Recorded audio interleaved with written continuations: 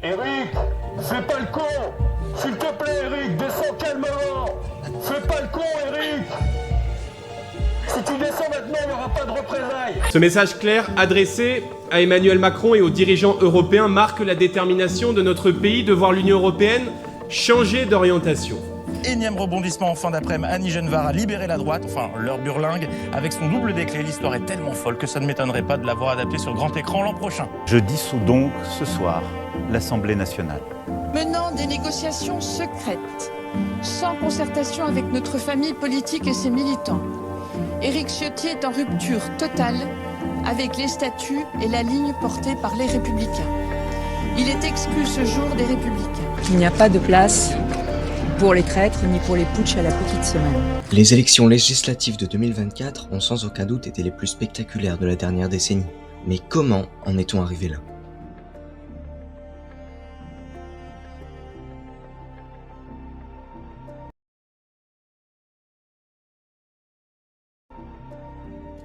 Nous sommes le dimanche 9 juin 2024, le jour des élections européennes. Ce dimanche-là, la France vote pour le Parlement européen comme tous les 5 ans. Rien, a priori, ne laisse présager que cette soirée va faire basculer toute l'année politique. Vers 20h, les premières estimations tombent. La liste du Rassemblement national, portée par Jordan Bardella, écrase littéralement le scrutin, avec environ 31,4% des voix, soit plus du double de la majorité présidentielle menée par Valérie Ayé, qui elle s'effondre à 14,6%. C'est le pire résultat de la majorité macroniste à une élection depuis 2017. Emmanuel Macron, qui suit les résultats à l'Élysée, va alors prendre une décision que personne, pas même son propre camp, n'a vu venir. Le soir même, à 21h, Emmanuel Macron prend la parole à la télévision. L'extrême droite est à la fois l'appauvrissement des Français et le déclassement de notre pays. Je ne saurais donc, à l'issue de cette journée, faire comme si de rien n'était. À cette situation s'ajoute une fièvre qui s'est emparée ces dernières années du débat public et parlementaire dans notre pays. Un désordre qui, je le sais, vous inquiète, parfois vous choque, et auquel je n'entends rien céder. Or aujourd'hui, les défis qui se présentent à nous, qu'il s'agisse des dangers extérieurs, du dérèglement climatique et de ses conséquences, ou des menaces à notre propre cohésion, ces défis exigent la clarté dans nos débats, l'ambition pour le pays et le respect pour chaque Français. C'est pourquoi, après avoir procédé aux consultations prévues à l'article 12 de notre Constitution, j'ai décidé de vous redonner le choix de notre avenir parlementaire par le vote. Je dissous donc ce soir l'Assemblée nationale. Je signerai dans quelques instants le décret de convocation des élections législatives qui se tiendront le 30 juin pour le premier tour et le 7 juillet pour le second. La dissolution de l'Assemblée nationale a un effet immédiat sur le travail parlementaire en cours. Tous les textes en discussion, dont le projet de loi sur la fin de vie et celui sur l'audiovisuel public, sont abandonnés. De même que les commissions d'enquête. Également, tous les députés perdent leur mandat sur le champ. Les réactions des responsables politiques arrivent dans la même heure. Encore plus d'effet de surprise cette fois-ci. Et puis surtout, cette chose incongrue qui est que Jordan Bardella, qui vient de gagner les européennes, demande la dissolution. Et 1 heure après, le président de la République lui accorde cette dissolution. Il y a quelque chose du kamikaze dans cette manière de renverser la table. Il y a quelque chose du suicide mode d'emploi. Mais la politique, c'est parfois aussi de brusquer l'histoire et de dépasser complètement la logique et la rationalité. Dès le lendemain de la dissolution, le lundi 10 juin 2024, les partis de gauche comprennent qu'ils ne peuvent pas se présenter divisés comme ils l'avaient fait aux européennes. Il y avait 4 listes différentes pour la gauche. PS Place Publique, la France Insoumise, les écologistes et le Parti communiste. Ce lundi soir, le Parti socialiste, la France Insoumise, les écologistes et le Parti communiste français publient un communiqué commun annonçant la constitution d'un nouveau front populaire et s'engagent à présenter des candidatures uniques dès le premier tour dans chaque circonscription. La réunion fondatrice se tient au siège des écologistes, rue des Petits Hôtels dans le 10e arrondissement de Paris.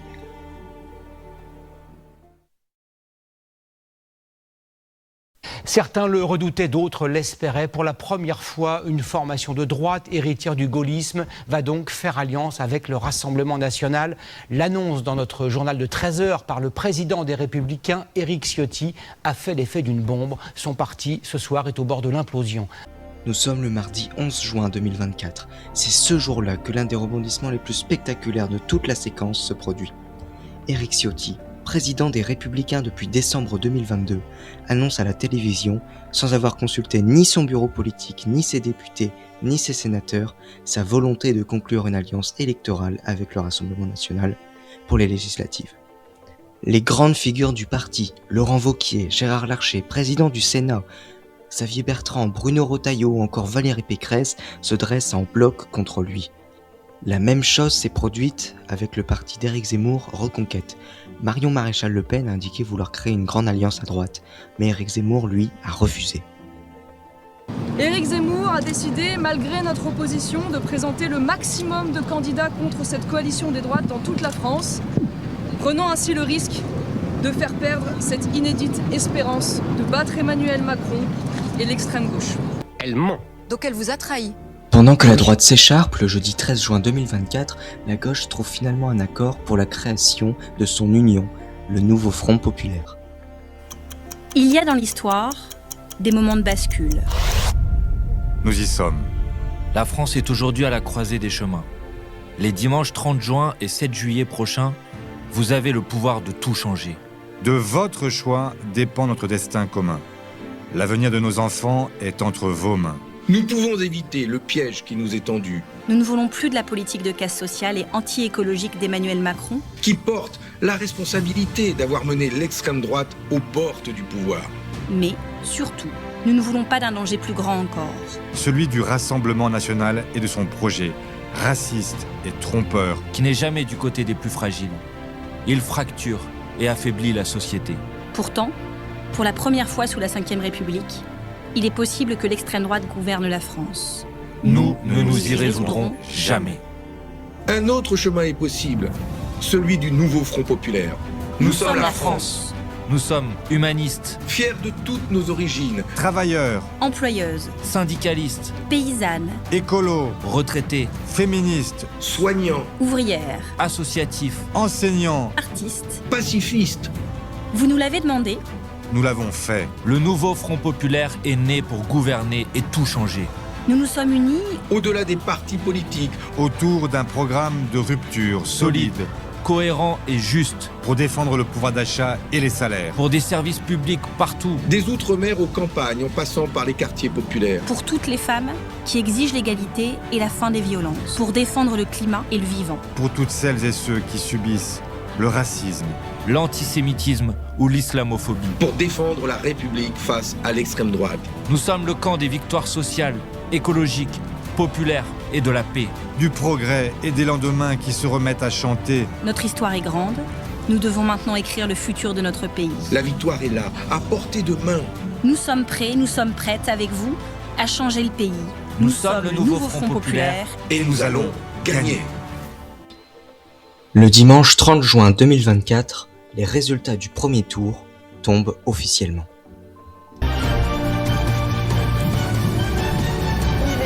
Regardez nos premières estimations. Le Rassemblement national et ses alliés obtiendraient 34,2% des voix, suivi du nouveau Front populaire, 29,1% des suffrages. Le camp présidentiel, ensemble, obtiendrait en troisième position 21,5% des voix.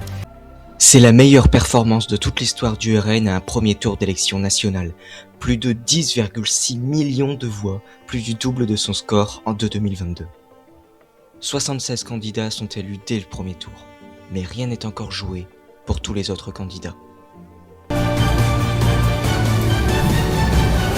Il est 20h, regardez notre toute première projection en nombre de sièges de notre partenaire IFOP, projection provisoire que nous vous donnons avec prudence. Le nouveau Front populaire obtiendrait entre 180 et 215 sièges et serait donc la première force politique dans la nouvelle Assemblée. C'est ainsi que se terminent les élections législatives de 2024. Résultat final aussi surprenant qu'inattendu au regard des sondages qui, jusqu'à la veille encore, donnaient le Rassemblement national en tête et parfois proche de la majorité absolue. Aucun bloc n'a donc atteint la majorité absolue de 289 sièges. Personne n'a donc le contrôle absolu de la nouvelle Assemblée nationale.